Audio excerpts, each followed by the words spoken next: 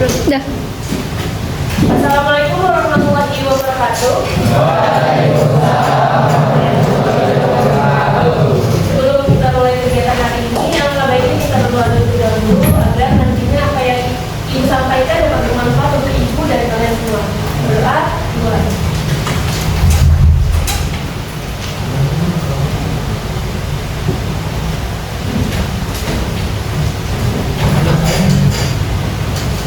Ibu lagi ya, bahwasanya kenalkan nama saya Rizky Amalia. Saya mahasiswa BK UHK. Di sini saya akan melakukan kegiatan bimbingan masker.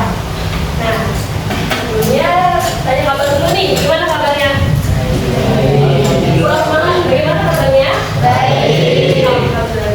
Sebelumnya tadi pelajaran apa? PS belajar apa ya? Tugas tugas saja. Sebelum kita lakukan kegiatan, kita lakukan SBG terlebih dahulu ya, supaya lebih semangat, supaya kita pokoknya di sini santai aja, gak usah tegang, gak usah yang gimana-gimana, pokoknya santai aja. Kita lakukan peregangan supaya tubuh kita lebih rileks. Boleh berdiri dari bangku.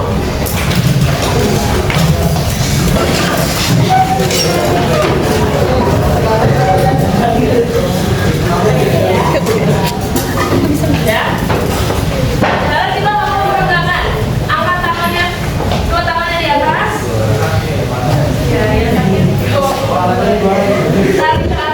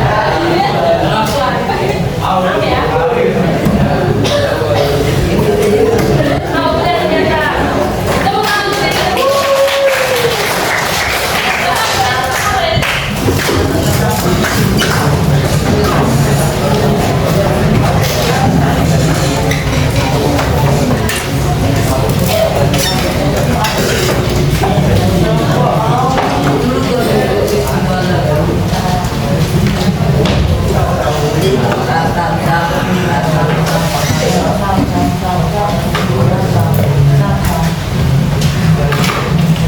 dapat kelasnya?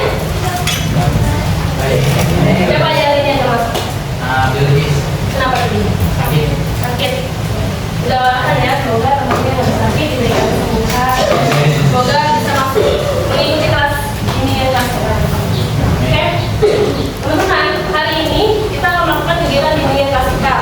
Ada yang pernah melakukan kegiatan bimbingan klasikal? Belum pernah ya? Jadi bimbingan klasikal itu adalah salah satu jenis pelajaran bimbingan konseling yang memanfaatkan dinamika klasikal atau dinamika kelas. Jadi kita melakukan secara tatap muka. Nah, tujuan dari bimbingan klasikal itu adalah untuk memperoleh informasi baru serta pemahaman baru tentang dari lingkungan sekitar kita. Biasanya bimbingan klasikal itu ada 4 bidang, yaitu ada bidang belajar, bidang karir, sosial, dan pribadi. Kira-kira kalau dari judul ini kita akan membahas tentang bidang apa? Apa? Belajar, betul. Yang temanya itu strategi belajar sesuai dengan gaya belajar.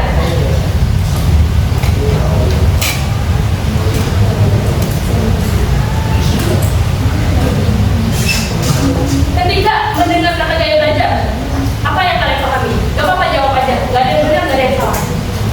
Kalau mendengar kata gaya belajar, ada yang mau jawab? Angkat tangannya? Boleh? Iya boleh, silahkan juga. Menurut aku kalau gaya belajar itu bagaimana cara gurunya menyampaikan materi ke anak-anak dan bagaimana cara anak-anak menyerap materi yang sudah guru sampaikan. Hebat. Hebat, betul sekali. Ada lagi? Yang mau menambah? Apa itu gaya belajar? Oh, nggak apa-apa. Gak ada lagi ya? Betul. Gaya belajar itu bukan hanya dari diri kalian saja, tapi juga dari gurunya. Itu yang disampaikan oleh teman yang bilang. Siapa namanya, Mo? Dwi. Benar apa yang dikatakan Dwi? Kita perjelas di sini. Gaya belajar merupakan cara yang dipakai individu untuk memperoleh dan menyerap informasi baru dari lingkungan termasuk lingkungan belajar. Jadi gaya belajar itu gimana cara kita menyerap informasi, terutama di lingkungan belajar. Nah, biasanya nih ada 3 tipe gaya belajar, yaitu ada auditori, visual, dan kinestetik. Ketika melihat gambar ini, apa yang melintas? Apa sih gaya belajar auditori, visual, dan kinestetik? Boleh berikan pendapat? Kalau auditori, lihat orang lagi dengerin pakai headset, kira-kira gaya belajarnya seperti apa? Mendengarkan, betul. Kalau visual, kayaknya itu lagi melihat sesuatu yang di komputer. Berarti kalau visual, gaya belajarnya apa kira-kira? Melihat. Betul. Kalau kinestetik, bola tubuhnya, betul sekali. Pintar. Nah, di sini anak auditori adalah anak yang memiliki kemampuan atau kekuatan yaitu pendengaran. Jadi anak auditori itu belajarnya menggunakan pendengaran. Ciri-cirinya itu anak auditori walaupun dia mendengarkannya melalui telinga, dia mudah terganggu oleh keributan. Dia itu hanya bisa fokus dalam satu suara, tapi dia bisa menyerap informasi dan lebih mudah menyerap informasi itu melalui pendengaran. Lalu dapat mengulangi kembali dan menimbulkan nada, irama, dan warna suara. Tadi karena kekuatannya adalah pendengaran, jadi lebih cepat nyerap nih. Kalau dengar sesuatu yang di kanan kirinya, apa biasanya nada-nada musik. Terus senang belajar dengan mendengarkan podcast. Ada nggak yang di sini suka belajar sambil dengerin podcast? Ada nggak? Ada ya. Terus lebih suka seni musik daripada seni lukis, karena tadi kekuatannya adalah mendengarkan, jadi dia lebih suka seni musik daripada seni lukis. Ada yang merasa dirinya auditori? Boleh angkat tangannya? Gak apa-apa, gak usah malu. Nah, kita lanjut aja ya. Lalu ada visual. Tadi benar yang teman-teman katakan bahwa visual itu adalah kekuatannya dengan melihat. Gaya belajarnya itu dengan mengamati. Kekuatan anak visual adalah mata. Jadi anak auditori itu lebih mudah memahami ketika melihat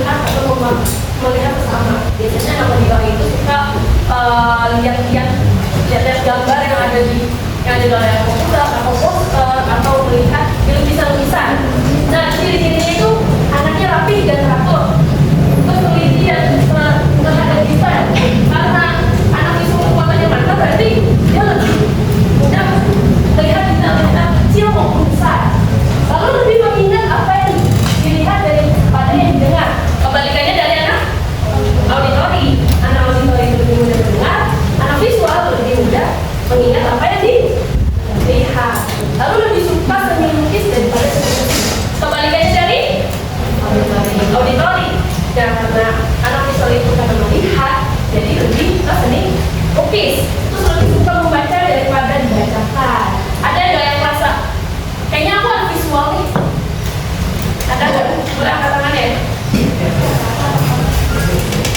Kamu? Ya, apa-apa. Lalu ada kinestetik. Tadi benar yang dikatakan temannya, yaitu menggunakan seluruh tubuhnya. Jadi ada kinestetik, kekuatannya adalah seluruh tubuh, fisiknya. Jadi anak kinestetik itu lebih suka nih yang berbawa lapangan, pakai lapangan, bermain bola, bermain drama, apapun itu. Nah, ini tadi nih ciri-cirinya. Menanggapi perhatian fisik. Anak kinestetik itu kekuatannya dalam fisik, berarti menanggapi sesuatu itu dalam fisik, kayak bergerak, kayak contohnya guru nyeruin gaya dribble bola, misalnya gitu, dribble bola basket, itu ada kinestetik jagonya tuh. Terus menyentuh orang untuk mendapatkan perhatian. Lalu belajar melalui manipulasi dan praktik. Jadi anak kinestetik lebih cepat ya untuk ketika dikasih materi langsung diterjun lapangan. Itu ada kinestetik. Terus menggunakan jari sebagai petunjuk ketika membaca. Jadi kalau membaca itu ya kayak gini kinestetik, karena seluruh tubuhnya harus gerak. Kinestetik lebih cepat tanggap ketika melakukan kegiatan fisik. Lalu bagaimana strategi yang tepat?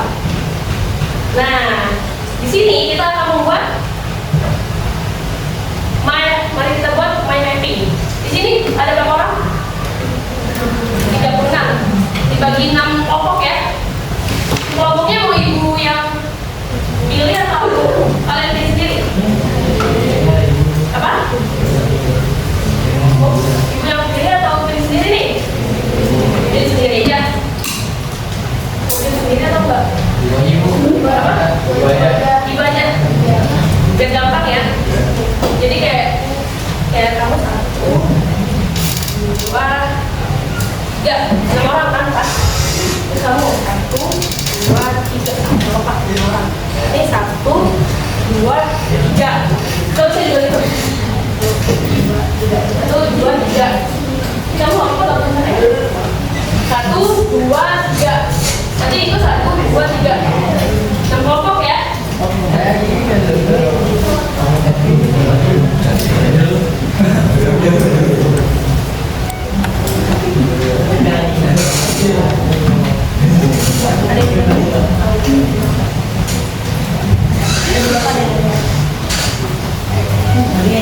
Perwakilan kelompok boleh maju ke depan.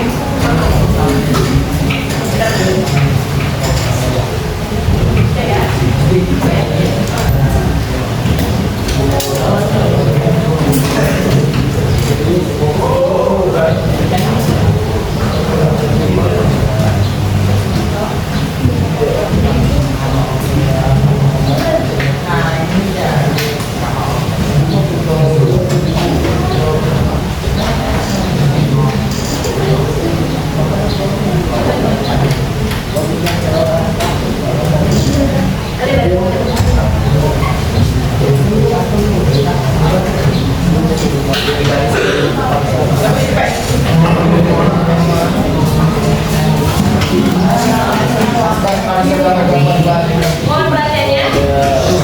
Jadi, tadi kan pemilihan kelompoknya sudah mengambil satu-satu yang itu kan, yaitu bagian empat kalian. Di situ ada satu kasus di mana kalian menganalisis kira-kira orang itu masuk ke belajar apa dan kira-kira strategi yang tepat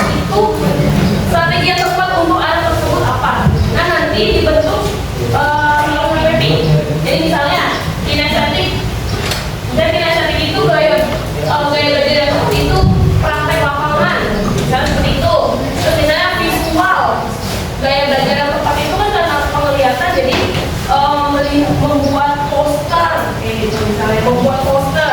Terus anak auditori karena kekuatannya mendengar, jadi gaya belajarnya itu melalui podcast. Dapat dipahami? Dapat dipahami? Sudah ya? Oke, sekarang ibu kasih waktu 10 menit, cukup nggak? Cuma boleh pakai warna aja. Boleh bebas. Itu buat apa yang saya 10 menit cukup atau nggak? Mau berapa menit? Nggak cukup dong. Boleh cukup ya? Selesai nggak selesai? Nanti kumpulin. Boleh. Sekarang kerjakan. Ibu,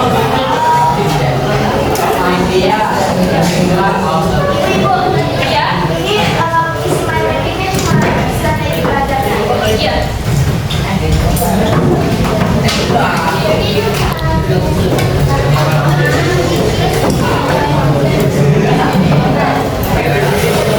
Kalau ada kesulitan boleh ditanya ya.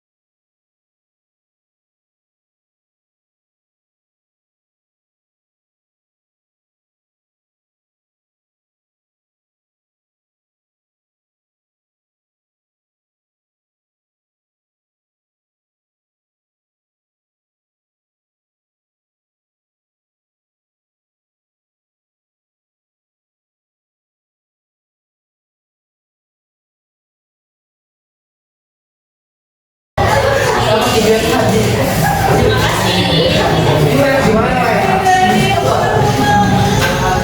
Sekarang saya mohon perhatiannya. Kita lagi selesai. Kita satu kewajiban pokok kita depan.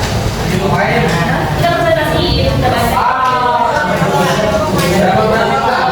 Yang kelompok baju semua ya. Satu aja satu orang.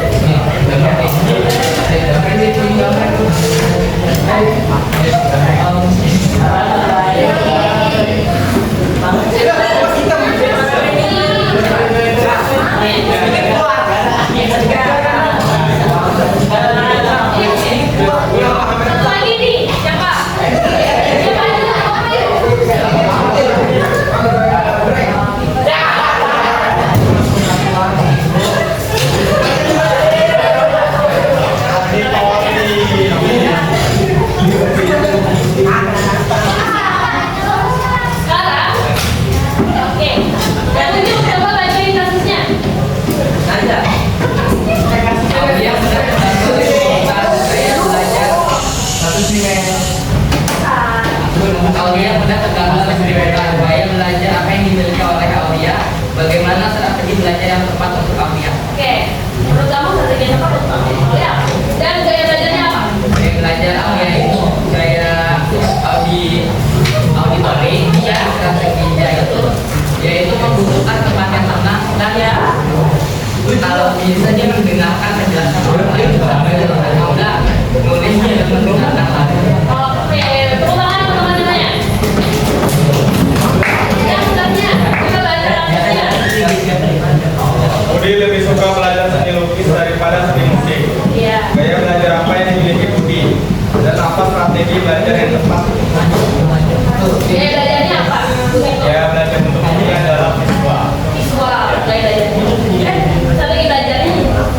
Strategi belajarnya belajar tidak menggunakan kegiatan matanya untuk belajar dengan ruang kelas atau gimana gitu. Iya. Dan lebih mengutamakan matanya untuk enak. Jadi apa yang dia sampaikan jelasnya gitu. Oke. Ada lagi nggak? Nggak ada, itu aja. Setelahnya, Siti lebih mengenal apa yang dilihat daripada apa yang didengar. Gaya belajar apa yang dimiliki oleh Siti, lalu strategi apa yang dipakai Siti. Jadi strategi yang dipakai Siti adalah strategi visual. Di sini aku menjelaskan, visual adalah pendekatan strategi untuk bekerja sama secara penglihatan. Nah, untuk caranya sendiri biasanya dengan menggunakan gambar atau menjelaskan serta memahami konsep dan ide. Di sini aku menuliskan dua contoh. Yang pertama adalah belajar melalui PowerPoint, lalu yang berikutnya adalah belajar melalui video atau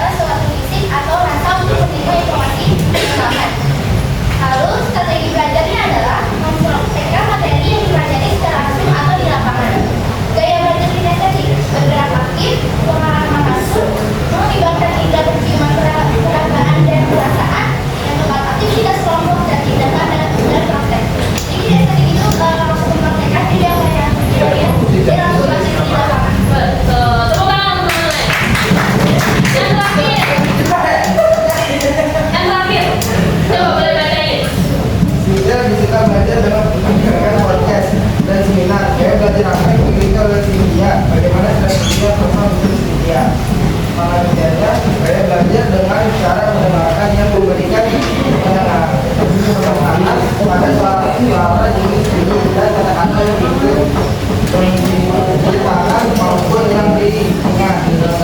Ini menggunakan recorder mungkin tapi menggunakan kamera juga tapi jadi kita juga hal lingkungan yang tenang. Semua menjalankan pelajaran Oke, itu beda ya. ya. Auditori, oke. Semuanya yang kata teman-teman itu benar dan itu adalah strategi belajar. Tepuk tangan teman-teman.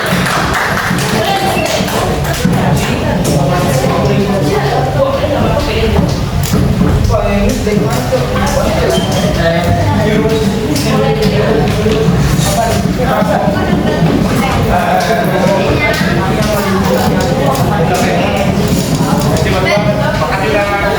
Oke